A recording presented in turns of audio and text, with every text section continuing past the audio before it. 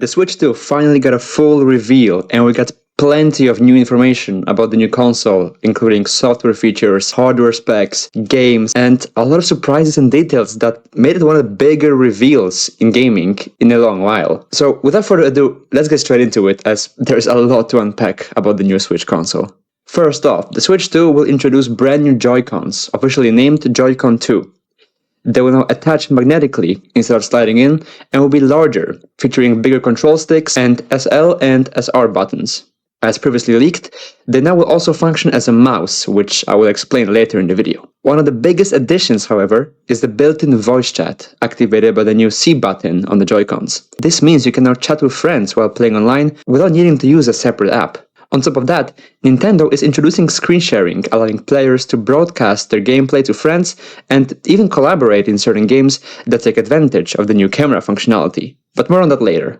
The console itself has a built-in microphone capable of picking up voice from a distance and even reducing background noise, making communication much easier. However, Nintendo stated that the voice chat will require the Nintendo Online subscription. Now, I think it makes perfect sense, as it is mainly used for multiplayer games anyway.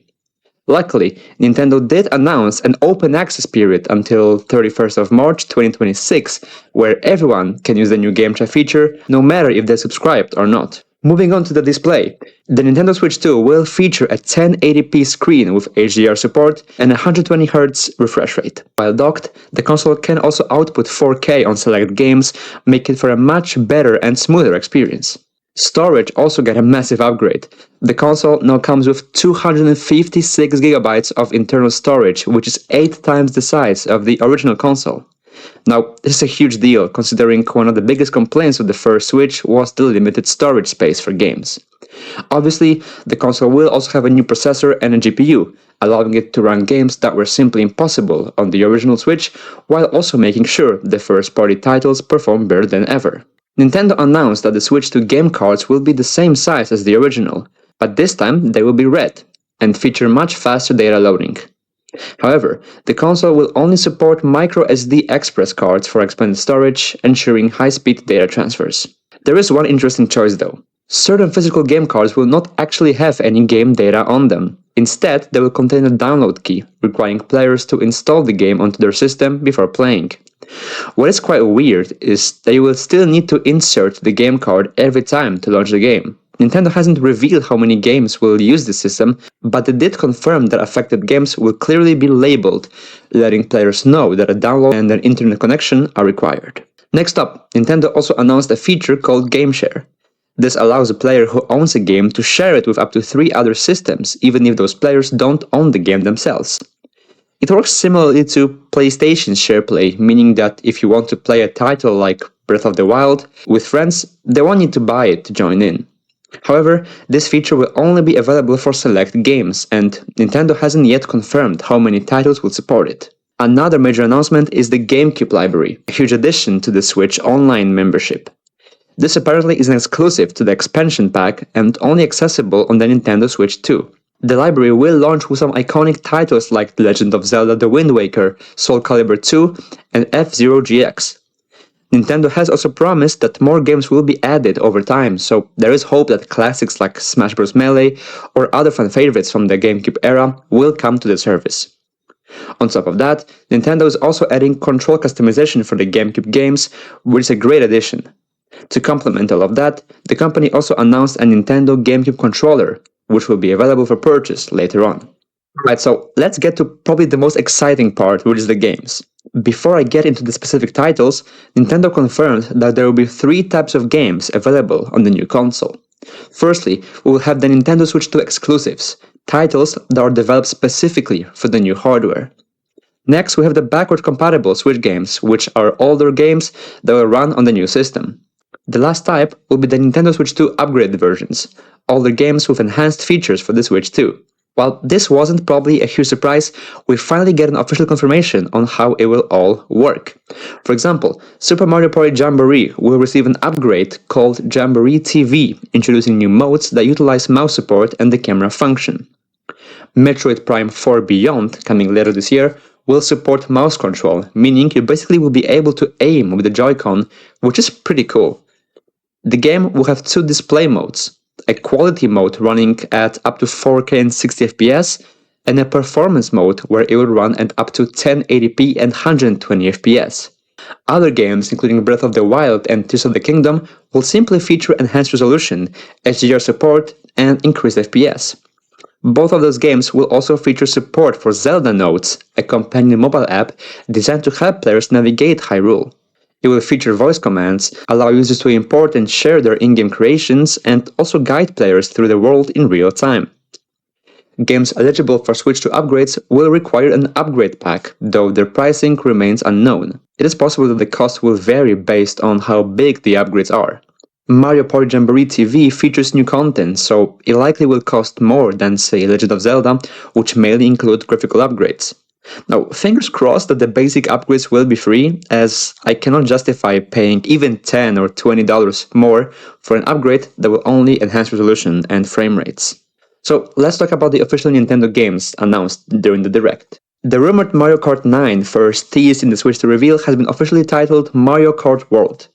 The game will be a Nintendo Switch 2 exclusive, featuring tracks across different regions from deserts to snowy terrains. The atmosphere of the track will also depend on the current weather conditions, making every race feel unique. The biggest change will be the introduction of an open world. Players can now drive off-track and explore the world without strict race boundaries. As predicted, the game will support 24 players and multiple different modes. The Knockout Tour will offer non-stop racing from one track to another, with players slowly being eliminated at each checkpoint, while the Free Roam mode will allow the player to fully explore the map without restrictions. Mario Kart World will launch together with the Switch 2, and we will learn more about the game during the Mario Kart World Direct on April 17th. So, for the fans of the series, you definitely don't want to miss that one. Next up, we got the Switch 2 Welcome Tour. If you own a PS5, this basically works in the same way as Astro's Playroom, introducing players to Switch 2's features and hardware through minigames like speed golf and dodging spiked balls.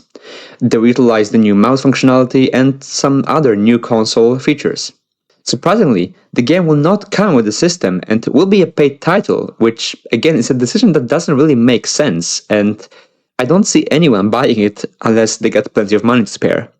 I might be wrong though, so let me know in the comments what you think about this.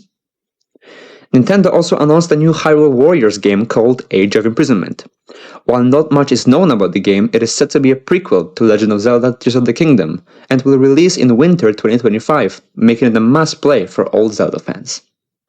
We also get a surprise announcement of Kirby Air Riders, a sequel to the 2003 racing game, which of course is being directed by Masahiro Sakurai. The game will keep its fast pace, warp-style racing mechanics, where players don't have to press the accelerate button and only focus on control movement and direction. Sucking up enemies and copying their abilities will also likely be featured as a core mechanic. Not much else was revealed, but Kirby Air Riders is expected to launch later this year, with more details coming soon. Finally, the last first-party announcement was Donkey Kong Bananza. Similar to Super Mario Odyssey, it will be an open-world 3D platformer exclusive to the Nintendo Switch 2. It will release on July 17th, featuring some cool mechanics such as throwing boulders, smashing enemies, and even digging underground to explore hidden areas beneath the map. Nintendo also showcased some exciting third-party titles coming to the Switch 2. One of the most unique announcements was Dragon Drive, a 3v3 basketball game on wheelchairs?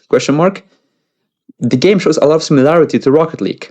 Thanks to the new mouse functionality of Joy-Cons 2, players can perform various actions such as asking for the ball with hand gestures, performing spins and tricks, and executing various throwing mechanics. Perhaps the most hyped third-party game was Duskbloods, a Switch 2 exclusive developed by From Software.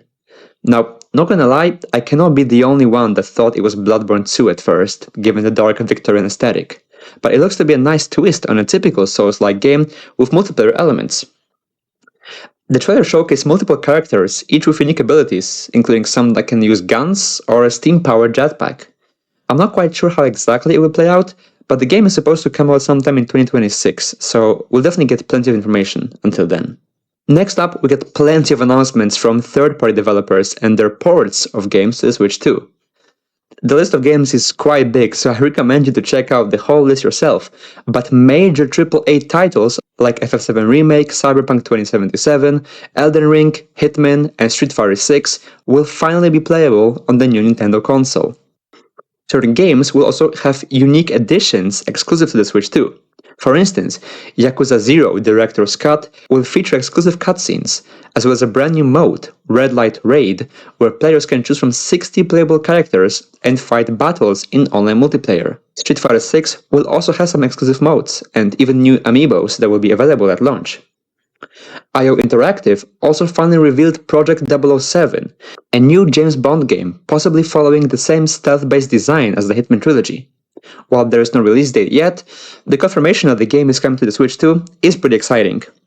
Additionally, certain titles like Borderlands 4 and Civilization 7 were also announced for the Switch 2, making the third-party lineup very, very impressive. So now that we talked about all the exciting games coming to the Switch 2, let's talk about the prices. Nintendo has confirmed that digital games for the new console will be priced at $80, with physical titles costing $90. Now, this is straight up insane. As a PS5 player, I already found the AAA game prices steep, but this is pushing the gaming industry into an even more worrying trend. We've already seen rumors that GTA 6 might launch at $90 or $100, and with this announcement, this scenario is looking very, very likely. As for the console itself, the Switch 2 is set to launch on June 5th, 2025, and will be priced at $450 for the base model and $499 for the bundle, including Mario Kart World. It is a $150 price increase from the original Switch, which isn't too bad considering the Switch 2 is a major step up from its predecessor. The Nintendo Switch 2 camera will also be sold as an accessory, priced at $50. However, as I mentioned earlier, the game prices are way too high, and given that we do not yet know how much upgrade packs for all the Switch titles will cost, we could be looking at one of the most anti-consumer moves in recent years. I think the console will still sell very well, but the pricing strategy has me worried about the future of gaming. But I guess it's a topic for another video. As always, thanks for watching, and please drop your thoughts in the comments and let me know if any of the announcements surprised you and if you will be buying the console or not. Also, let me know what you think about the game prices, as it is definitely a topic that needs to be talked about. If you like the content and want to stay up to date with gaming news, make sure to leave a like and subscribe. Thanks for watching, and hope to see you in the next one.